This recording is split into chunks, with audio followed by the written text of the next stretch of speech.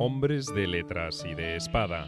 Uno era mesurado, discreto y paciente. El otro, impulsivo, desbordante y polémico. Uno fue el iniciador de la novela moderna. El otro creó la comedia nueva. Uno tuvo un amante, una esposa y una hija. El otro, 4 amantes notorias, 2 esposas y no menos de 15 hijos entre legítimos y naturales. Uno, al margen de su inmortal Quijote, quería sin éxito ser reconocido como comediógrafo. El otro consideraba obras menores a sus comedias y quería ser reconocido, a pesar de su fama, como autor de novelas y piezas serias. Miguel de Cervantes y Lope de Vega son como el anverso y el reverso de una época dorada de las letras hispanas.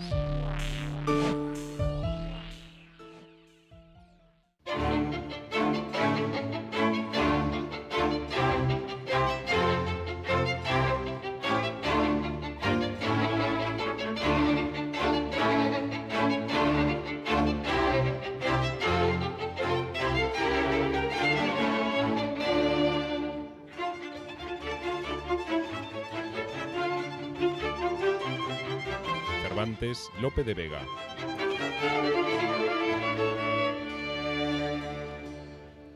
Son dos personajes que sobre todo se relacionaron, como tantos otros escritores de la época, en función de celos mutuos. Se tuvieron celos mutuos, se castigaron con alusiones poéticas que intentaban erosionar la imagen del otro, del rival. Se vieron a sí mismos como rivales en el Parnaso de las letras, pero sin que llegaran realmente nunca a tener una experiencia directa de enfrentamiento personal. Lope es el que triunfa en España, en teatro, en novela Cervantes y en poesía Góngora. Góngora, que publica en 1611 el Polifemo, es su único rival, ¿no? Pero digamos que serían la tripleta. Cervantes inventa la novela moderna, 1605, Lope inventa el teatro moderno, 1609 publica Arte Nuevo, y Góngora la poesía moderna, 1611, o sea, serían los tres. Es el momento en que tiene más importancia España en su historia cultural, más que Italia, más que Francia. Sin duda, 1547 fue un año de grandes cambios para Europa. Murieron Francisco I de Francia y Enrique VIII de Inglaterra. Los príncipes protestantes alemanes fueron derrotados en Mühlberg. En España se promulgaron los primeros estatutos de limpieza de sangre. Y en la ciudad de Alcalá de Henares, hacia el 29 de septiembre, nació un niño al que pusieron por nombre Miguel, y que estaba llamado a dejar su huella imperecedera en las letras hispanas.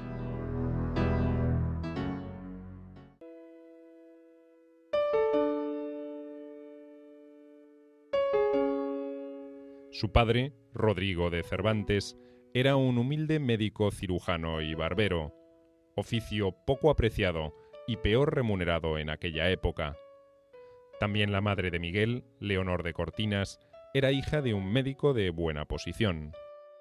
Tuvo, mejor dicho, un abuelo familiar de la Inquisición, el licenciado Juan de Cervantes, que luego se estableció en Córdoba. Por el lado materno era de una familia, parece, de campesinos, campesinos acomodados. El padre era cirujano barbero, es decir, una profesión bastante poco considerada.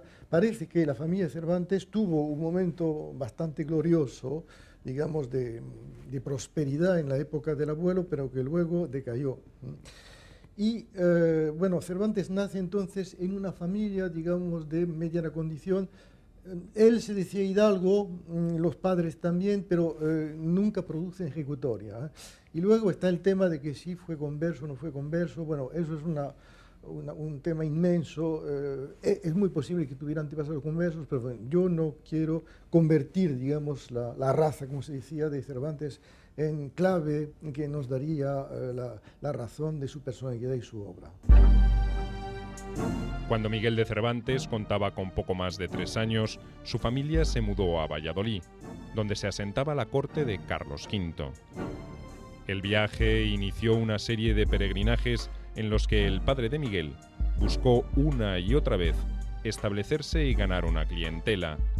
Pero la fortuna se mostró esquiva con el cirujano, quien tuvo que sufrir más de un embargo de sus bienes y prisión por deudas. En 1556 abandonó la profesión médica, se instaló en Sevilla y se dedicó a las operaciones inmobiliarias, oficio con el que pudo mantener a sus 5 hijos.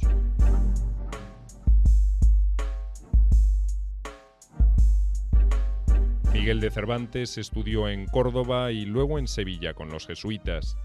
Allí, su familia era vecina del poeta, actor y comediógrafo Lope de Rueda, con quien estrecharon lazos de amistad.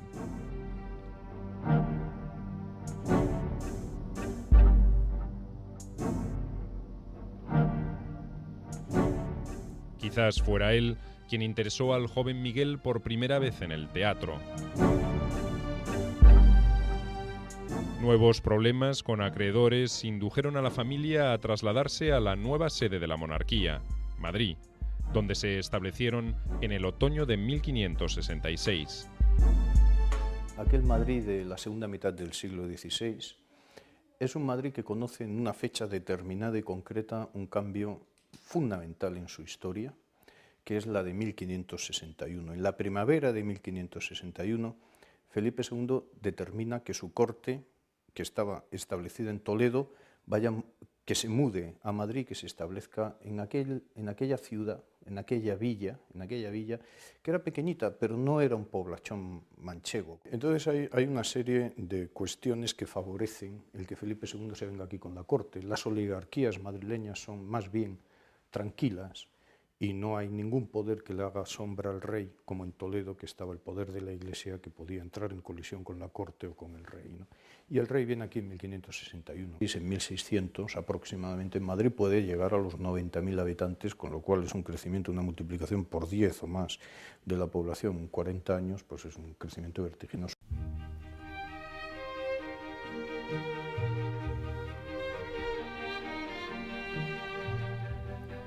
Puesto que la casa de los Cervantes era espaciosa, recibieron en ella hospedaje un par de empresarios italianos y un músico y bailarín, Alonso Getino de Guzmán, vinculado a la compañía teatral de Lope de Rueda. Este ocupaba en la corte una envidiable posición. Gracias a él, el joven Miguel alcanzó su primer reconocimiento como poeta. En octubre de 1567, en ocasión del nacimiento de la segunda hija de Felipe II e Isabel de Valois, la infanta Catalina Micaela, Getino encargó a Miguel un soneto, que fue inscrito en un medallón, presidiendo uno de los arcos de triunfo erigidos para la circunstancia. De Cervantes sabemos, hay poca documentación, sabemos dónde nació, que estuvo moviéndose con su familia por la precariedad del oficio de su padre, cirujano sangrador, estuvo moviéndose por Andalucía, fue al amparo de un abogado que vivía en Córdoba, hasta que le vemos asentado en Madrid, no con gran prosperidad, pero sí asistiendo, y esta es la única documentación sobre los estudios de Cervantes, sí asistiendo al estudio de la villa que había creado don Juan López de Hoyos en la capital de las Españas. Y ahí es donde toma contacto con los clásicos. Cuando en 1568, al morir Isabel de Valois, López de Hoyos recibió el encargo de realizar una relación oficial de las exequias reales, encomendó a su discípulo 4 poemas para incluir en ella. Para esa época, Lope de Vega, a sus 5 años, ingresaba en el colegio de la Compañía de Jesús. Hay que recordar que Lope es mucho más joven que Cervantes. Cervantes es del año 47, Lope, si no me equivoco, es del año 61. Entonces, Lope es un principiante en un momento en que Cervantes ya ha publicado la Galatea, ha hecho recién sus comedias. Y bueno, pues en los primeros momentos, por ejemplo en la Galatea, en una lista de poetas a los que Cervantes rinde tributo, pues hay un homenaje bastante cálido a Lope. Luego las cosas parecen haberse, digamos, parecen que se van agudizando, bueno, agriando. Cervantes es un vivo ejemplo de cultura oral. Uno está leyendo el Quijote y está escuchando que le están narrando experiencias en primera persona, muchas de ellas, o experiencias a través de cuentos intercalados en el transcurso de la narración, pero sobre todo estamos escuchando más que leyendo. Es importantísima la oralidad en Cervantes. La carrera de Miguel en el mundo de las letras parecía promisoria, pero pronto hallaría un fin abrupto. En 1569, en un duelo, hirió gravemente a un tal Antonio de Segura y se ordenó su captura. Miguel huyó a Sevilla y de allí a Roma y se lo condenó en rebeldía a la amputación de su mano derecha y al destierro por 10 años. En Roma, Miguel, gracias a las gestiones de un pariente no demasiado cercano, el purpurado Gaspar de Cervantes y Gaete, entró como ayuda de cámara al servicio de Monseñor Aquaviva, quien pronto sería nombrado cardenal. Pero no duró mucho tiempo en esas tareas y decidió optar por la carrera de las armas.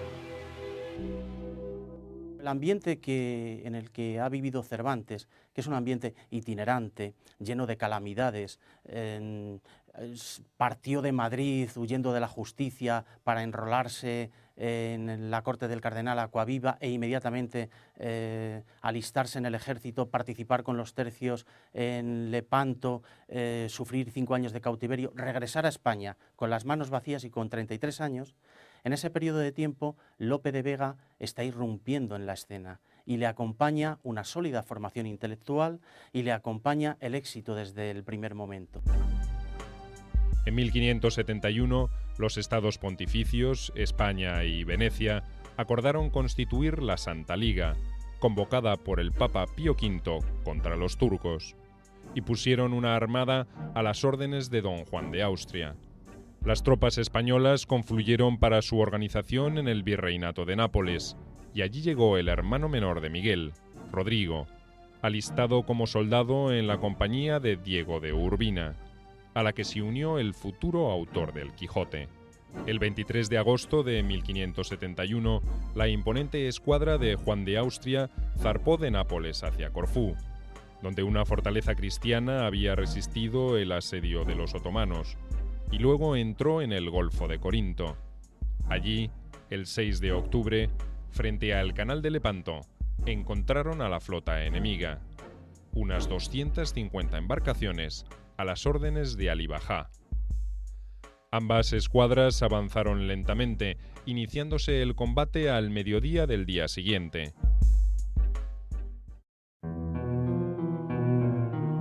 Miguel se hallaba afiebrado, presa de la malaria. Sin embargo, se negó a permanecer bajo cubierta y participó en el combate. Los testimonios de la batalla dan constancia de la bravura del joven soldado, quien recibió 3 tiros de arcabuz, 2 en el pecho y 1 en el brazo izquierdo, que le inutilizó esa mano y le valió el apodo de Manco de Lepanto. La batalla terminó con la incuestionable victoria de los aliados cristianos. Y aquel Cervantes que parecía a la altura de 1571 que iba a poder ser un soldado pues como tantos de nuestro siglo de oro, un hombre que ya había publicado versos y que se metía a las armas, en ese sentido encarna perfectamente el ideal del escritor militar, ¿no?, del siglo XVI. Al regresar la escuadra española a Mesina, Miguel fue promovido a soldado aventajado, o sea, soldado de élite, lo que implicaba, entre otras cosas, un mayor sueldo. Mientras tanto, en Madrid, el joven Lope de Vega llegaba a los 10 años y se iba revelando como una mente despierta y aplicada.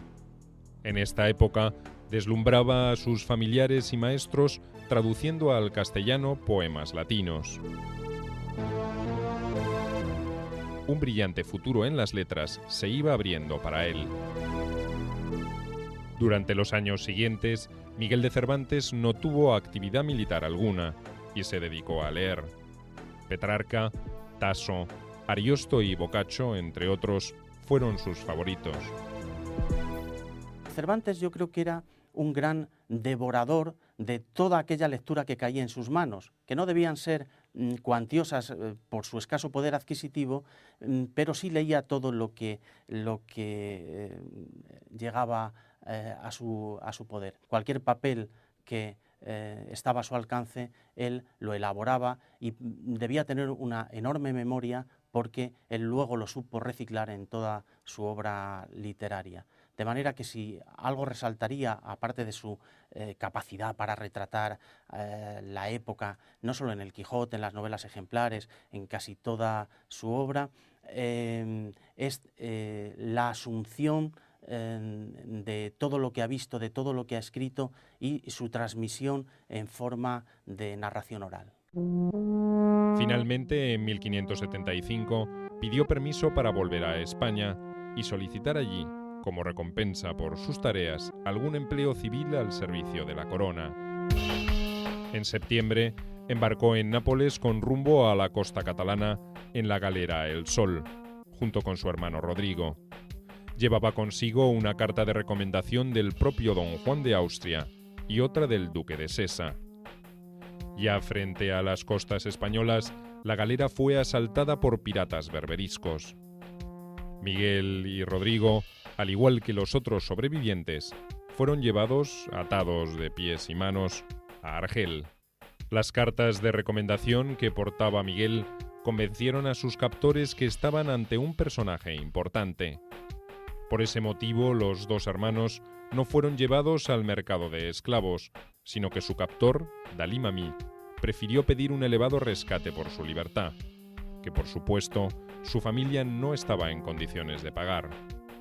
En 1577 llegaron a Argel 3 hermanos mercedarios para realizar un rescate de cautivos.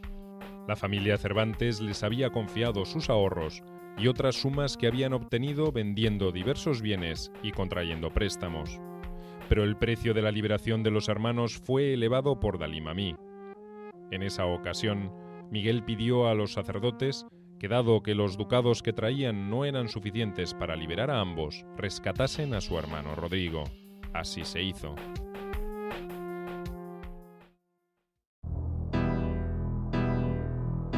En 1577, Lope produjo su primera obra teatral, la comedia La Pastoral de Jacinto, en 3 actos, que fue celebrada con entusiasmo por el obispo don Jerónimo Manrique de Lara, a cuyo servicio ingresó inmediatamente el brillante joven.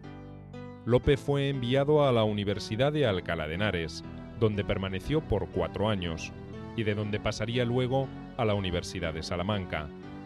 A todo esto, en 1579, la madre de Miguel entregó al Procurador General de la Orden de la Trinidad la suma de 300 ducados.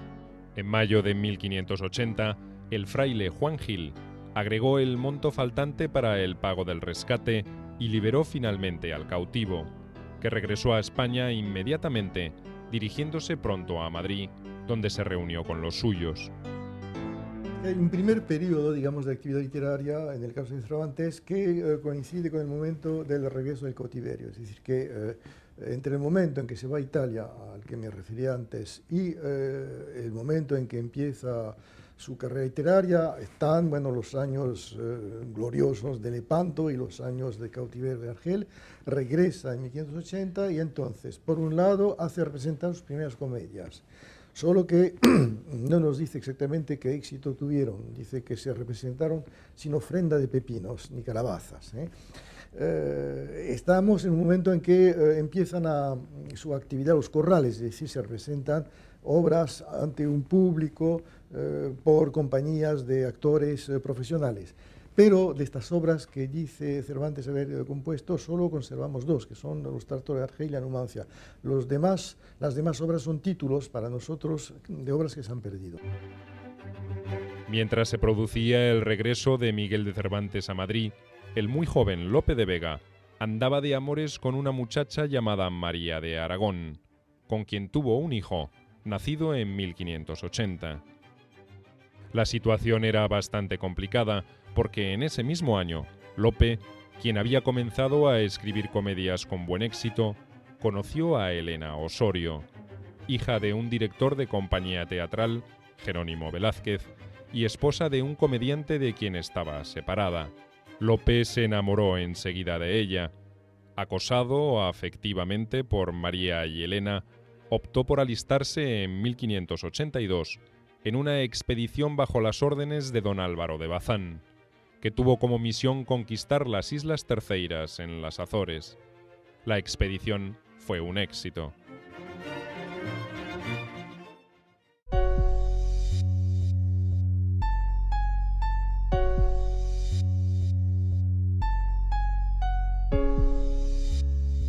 En 1581, Miguel, después de solicitar infructuosamente ante el Consejo de Castilla alguna recompensa por los servicios prestados, se había dirigido a la corte de Felipe II.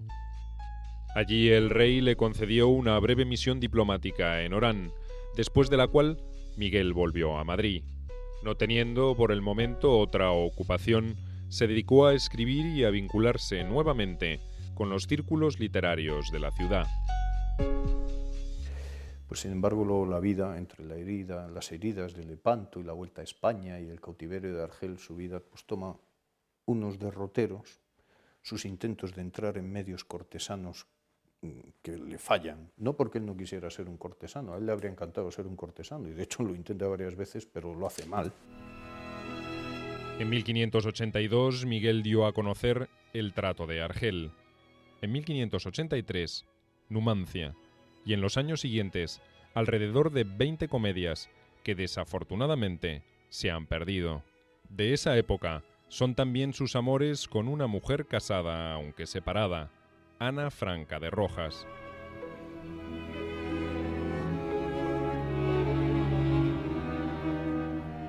Con quien tuvo en 1584 una hija que reconoció y que fue bautizada como Isabel de Saavedra, tomando el apellido de un lejano pariente de la familia Cervantes. Ese mismo año, en Esquivias, conoció a Catalina de Salazar y Palacio, con quien al poco tiempo contrajo matrimonio en la iglesia Nuestra Señora de la Asunción.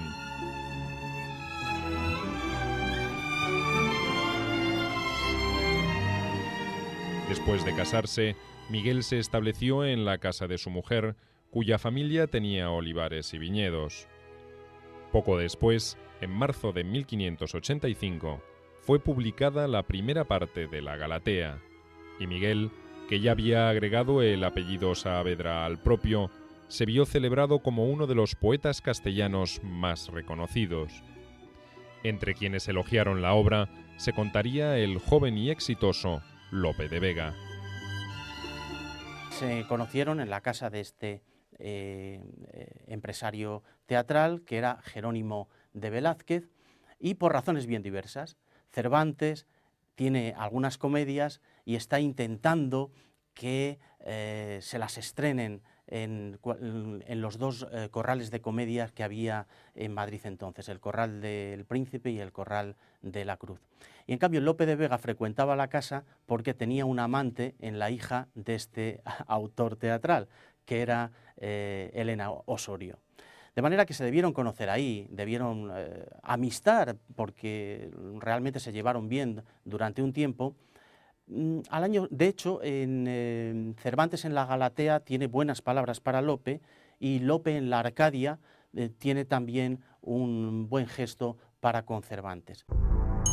Pocos años después, apareció un próspero competidor aspirante a los favores de Elena y sobrino de un cardenal, de modo que Lope fue invitado a despedirse.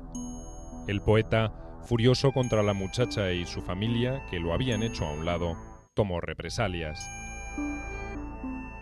Lope de Vega nos parece como un chico superdotado, bueno, cursa estudios universitarios temprano, yo creo que estudia en Alcalá, pero yo diría que lo más llamativo en los primeros años de Lope son sus amores con Elena Osorio y el escándalo que se produce a consecuencia, digamos, de que Lope tenía un rival más adinerado y entonces deja correr libelos infamadores, y entonces a Lope se le condena a un destierro, y así es como se va a Valencia, donde encuentra a unos escritores que participaban en una actividad teatral que va a tener mucho impacto sobre la propia trayectoria de Lope.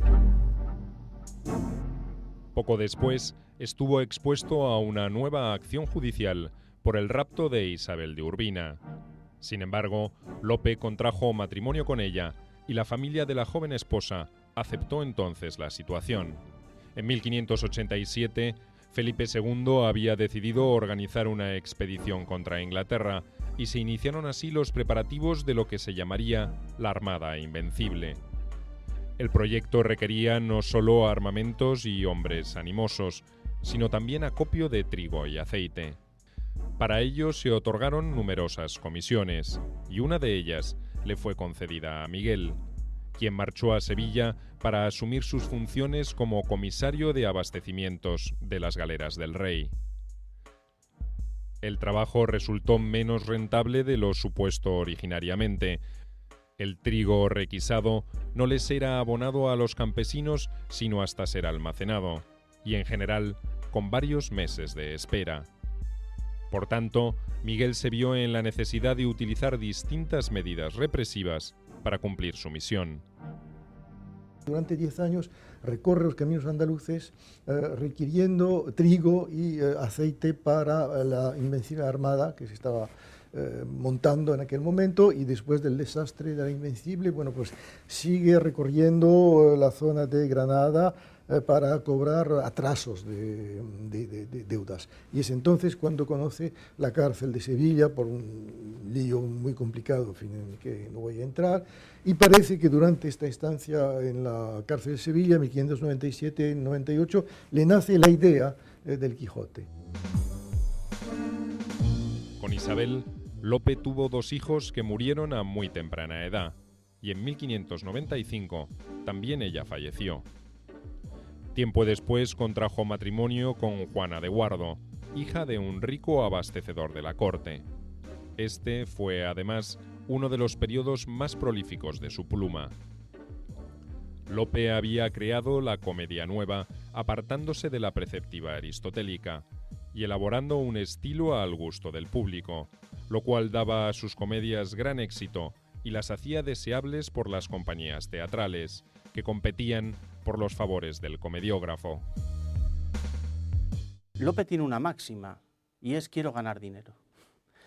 De manera que supo perfectamente conectar con el gusto popular, acabó con los preceptivos aristotélicos del teatro e introdujo temas que el público aceptó como muy personales, como que se pusieron literalmente de moda, y desde la década de los 70 del siglo XVI hasta 1640, esos gustos van a ir por la comedia de capa y espada, siempre con unos personajes reconocibles por parte del espectador. Lope tiene una conciencia muy clara de las reglas del juego, es decir, que no se puede escribir así por las buenas una comedia, hay que tener oficio, y lo tiene. Y su actividad, digamos, en tanto que sí, comediógrafo, se prolonga prácticamente hasta su muerte, muere en 1635. Pero bueno, lo que pasa es que, claro, este éxito enorme que tiene Lope como hombre de teatro no le satisface plenamente, porque el teatro se ha hecho, como dice Cervantes, mercadería vendible, es una producción masiva que obedece a las leyes de mercado. Entonces, el gran sueño, la gran misión de Lope es ser gran poeta épico, gran poeta lírico. Es un gran poeta lírico, pero sus epopeyas ahora ya no se leen. Miguel, que había regresado a Madrid reuniéndose allí con su esposa, fue nombrado recaudador de impuestos para Andalucía en 1595. Por lo que, dejando a su familia, retornó a Sevilla. Ejerció allí sus deberes con la escrupulosidad acostumbrada, pero al quebrar en 1597 el banco en el que había depositado las recaudaciones, Miguel no pudo entregar las sumas recogidas y fue encarcelado durante varios meses. El incidente disuadió a Miguel de seguir realizando tan peligrosas funciones. El año 1598 trajo la paz con Francia, la muerte de Felipe II y el advenimiento al trono de Felipe III. Con ocasión del luto por el soberano, Miguel escribió un famoso soneto, La madre de su hija natural falleció también en 1598 y la hermana menor de Miguel, Magdalena, se hizo cargo de la pequeña, asumiendo su tutoría. La familia Cervantes, formada por Miguel, su esposa, sus hermanas, su hija y su sobrina, se establecieron en Sevilla y luego en Toledo. La muerte de Felipe II trajo consigo, como señal de duelo, la clausura de los teatros, que no serían reabiertos hasta 2 años más tarde. En 1598, además, publicó la Arcadia, y al año siguiente, la Dragontea y el Isidro. Poco después escribiría La Hermosura de Angélica, una especie de imitación de Ariosto, y una curiosa pieza, Los cautivos de Argel, refundición de los tratos de Argel de Cervantes, que no agradó a este.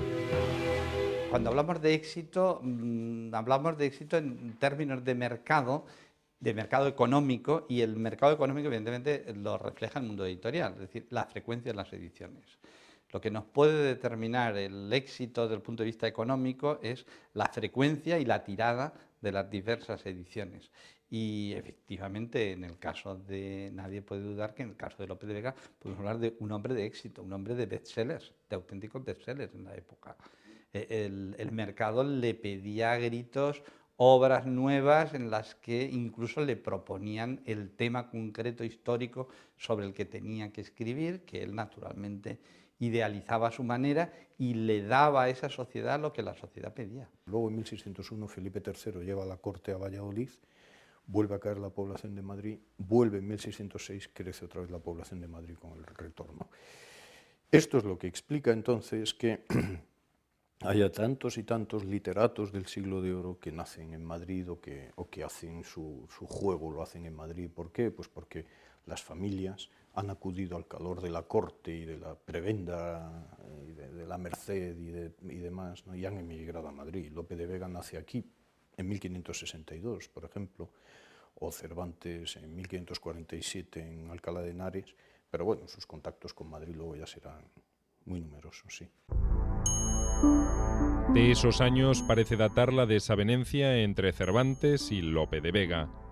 Unas ironías de Miguel, que no tenía buena opinión del nuevo estilo teatral, por considerarlo vulgar, estereotipado y efectista, ofendieron a Lope, que contraatacó con virulencia. De repente, a la altura de 1604, todavía Lope incluye un soneto de Cervantes en una de sus obras, pero publica una obra titulada El peregrino en su patria, en la cual utiliza como alegoría en la portada varias torres, una figura que representa la envidia, y ante esta ostentación aristocrática, Cervantes, y no solo Cervantes, Góngora, otros escritores de la época, le recuerdan en determinados escritos, en determinados poemas de verso quebrado, pues que, hombre, Lope de Vega, al fin y al cabo, es un gran autor teatral, pero está casada con la hija de un carnicero, que es el que está abasteciendo la corte de Madrid. Puede tener dinero porque tiene elevados ingresos, pero esas ínfulas nobiliarias parecen excesivas. Lope frecuentaba los mismos círculos que Miguel y conocía por eso la novela que éste pronto publicaría. No tuvo entonces reparos en anunciar a quien quisiera oírlo que ningún poeta era tan malo como Cervantes y que nadie habría tan necio que pudiese alabar el Quijote. Entre el 4 y el 5, entre 1604 y 1605, es evidente que ya no se continúan estas buenas relaciones. De hecho, la primera carta que conservamos de Lope de Vega en su epistolario, la primera carta escrita desde Toledo, ya anuncia, ¿verdad? Ya se sabe que Cervantes desprecia a Lope y sobre todo Lope desprecia el Quijote. Aún antes de haberse publicado el Quijote, es un dato muy significativo, es decir, que debió, sin duda, corrió una copia manuscrita de la primera parte del Quijote, de la primera parte del Quijote, hubo una copia manuscrita que la leyeron gentes de tertulia literaria y tal, y entonces Lope de Vega ya arremete ahí contra Cervantes. ¿Sí? Por temor a enemistarse con Lope, diversos poetas declinaron el ofrecimiento que Miguel les hiciera para prologar su novela con algún soneto o décima, como era entonces costumbre, ante lo cual éste elaboró varios poemas que atribuyó a distintos personajes de la ficción, como Amadís de Gaula, Orlando Furioso y otros, y hasta incluyó un soneto en forma de diálogo entre Babieca y Rocinante. Pese a todo, la obra, con una dedicatoria al duque de Béjar, salió de imprenta en Madrid a principios de 1605. En 2 meses ya había agotado 2 ediciones e iba por la tercera. Lo que pasa es que el éxito que tiene el Quijote no se corresponde, digamos, con la representación que nos formamos hoy del caballero, de la trisfigura, figura patética. Es más bien un libro de burlas. Es decir, la gente se ríe de los disparates de Don Quijote, de las gracias de Sancho, y no hay, digamos, ningún fenómeno de identificación del lector con Don Quijote. Y lo que sí también testimonia el éxito son los bailes, las mascaradas, donde aparecen desfilando Don Quijote y Sancho siempre como figuras de risa. A la gente le gustaba ese tipo de figura, porque los desplantes de un inadaptado, bueno, pues provocan la risa, y además hay que pensar que las aventuras de Don Quijote muchas veces se leían en voz alta porque gran parte del público no sabía leer. Entonces el Quijote se prestaba a una lectura activa que provocaba la risa. Y además había cosas que luego, bueno, van a imponerse. Es decir, la gran novedad del Quijote es que Cervantes da la palabra a sus personajes. Es decir, que en vez de colocarse en primer plano y decirnos lo que hacen, hace como si ellos cobraran vida. Don Quijote es una figura que se inventa a sí misma. Es Alonso Quijano, un desconocido, un algo de aldea. Un buen día, bueno, se convierte en caballero andante y accede a la existencia literaria. Y cada personaje habla con su propio estilo. Hay un idiolecto, como se dice, Don Quijote, que no es el de Sancho, que no es de los demás personajes. Y esto fue la gran novedad. Cervantes lo que supo es llevar todas sus vivencias personales que le permitieron tratar desde con nobles hasta con arrieros de la más baja estofa, tratar de llevar esas vivencias a sus obras y hacerlo además muchas veces en primera persona, como las alusiones en sus comedias a los baños de Argel, a los tratos de Argel, que evocan su cautiverio en tierras berberiscas, y otras a través de su contacto con la sociedad rural con la que tuvo que lidiar como alcabalero, buscando abastos al servicio de la corona para financiar la empresa de la Armada Invencible. El éxito del Quijote no hizo más que exacerbar el fastidio de Lope, quien remitió a Miguel un soneto, bastante grosero, vapuleando la novela cervantina, tildándola de baladí y llamando a su autor puerco, a la vez que el propio Lope, al compararse con él, se representaba como Apolo.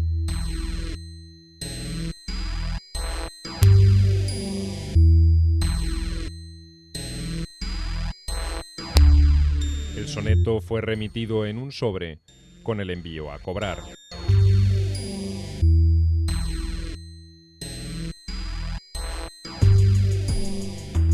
Miguel luego diría que lo que le dolió de aquello fue el real pagado por tan pobre carta.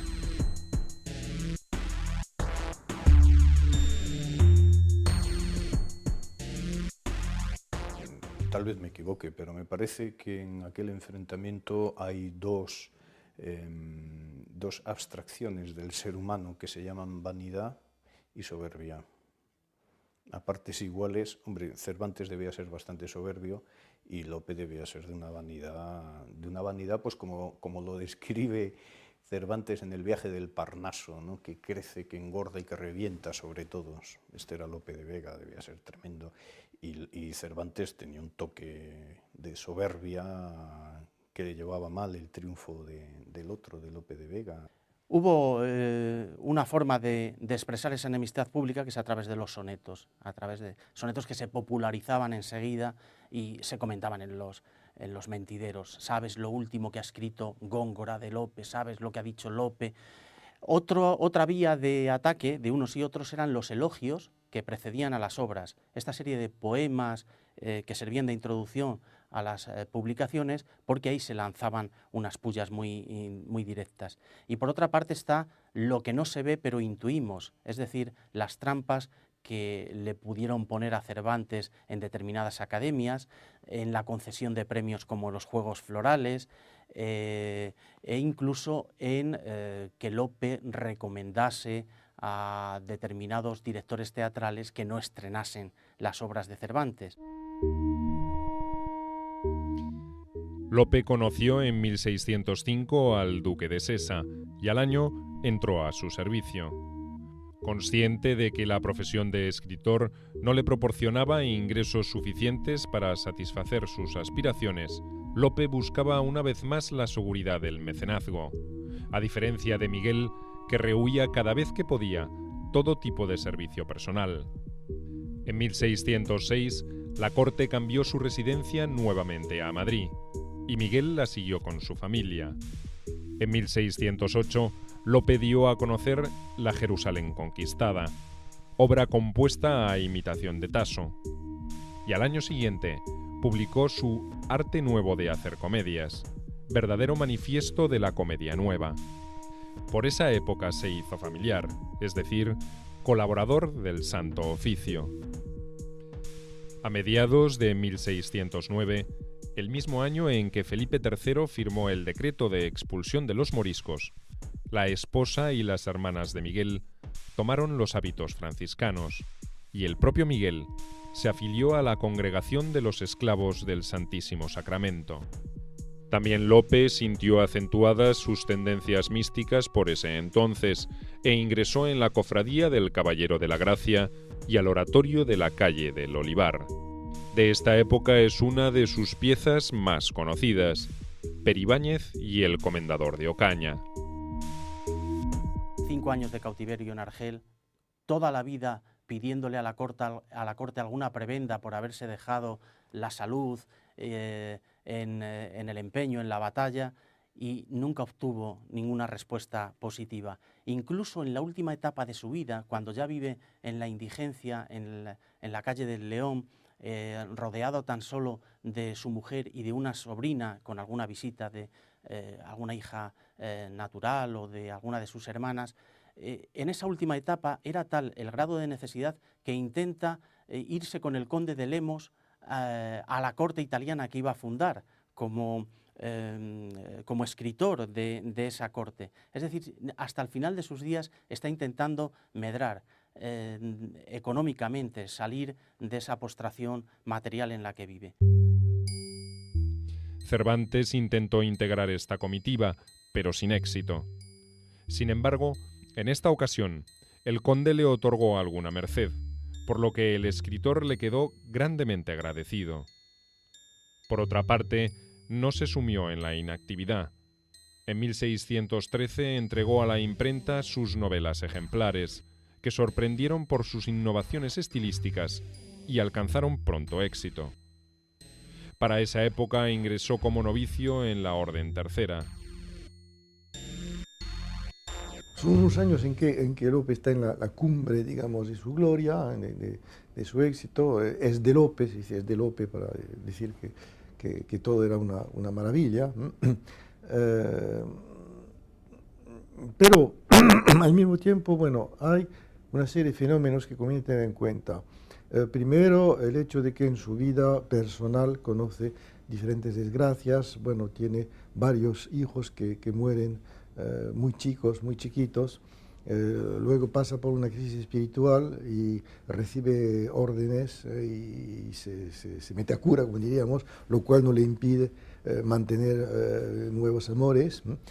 Luego su amada, digamos, predilecta, Marta Nevares, pierde la vista y se vuelve loca, y esto va a ser un drama tremendo para Lope. Y ocurre que nuevos poetas aparecen, y entre otros Calderón, y a partir de los años 1625-1630, a pesar de que Lope sigue escribiendo comedias, bueno, no aparece como, digamos, el astro de la vida teatral de aquel tiempo.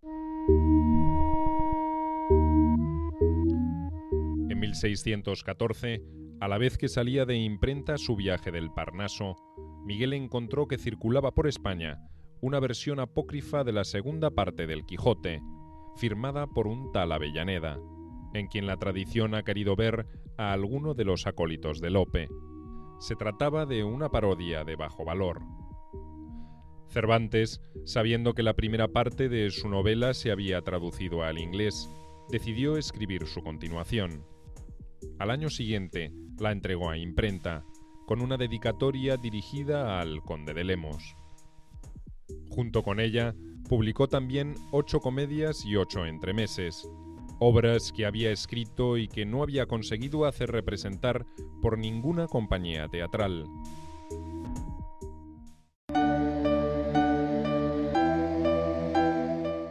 Al fin de su vida, Cervantes se había reconciliado con Lope de Vega.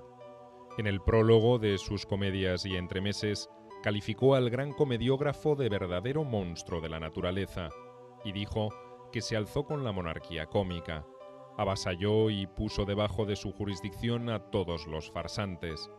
Llenó el mundo de comedias propias, felices y bien razonadas, y tantas que pasan de 10.000 pliegos los que tiene escritos, y todas, que es una de las mayores cosas que pueden decirse, las ha visto representar, o por lo menos ha oído decir que se han representado.